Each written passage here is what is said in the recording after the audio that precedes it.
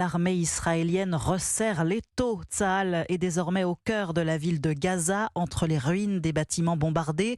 Plus de 360 000 soldats de l'État hébreu sont mobilisés contre le Hamas. Parmi eux, il y a 4 000 Français, des binationaux pour la plupart, qui se sont volontairement enrôlés. C'est ce que veut faire le jeune Goots. Il est sur le point d'intégrer un programme de préparation militaire. L'envoyé spécial d'Europe 1 en Israël, William Molinier, l'a rencontré.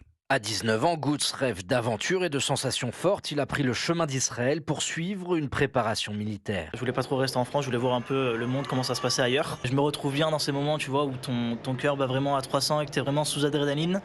Je recherche un petit peu encore cette sensation et je sais qu'à l'armée, je vais la retrouver. Cours d'hébreu, activité physique, vie en communauté, la Mérina est une préparation au service militaire ouverte aux francophones. 8 mois d'immersion pour sélectionner les futurs postulants étrangers au sein de Tsahal. Je vais voir un petit peu aussi le vrai côté de la guerre parce que voir la guerre sur son téléphone, sur les écrans, ça sera complètement différent que de voir par exemple des missiles passer à côté de toi. Donc je vais voir si je serai aussi capable mentalement d'assumer ce choix. Donc c'est pour ça que je fais cette formation, pour savoir si j'en suis capable et pour pas directement me lancer et pour pas être une gêne pour moi et pour les autres.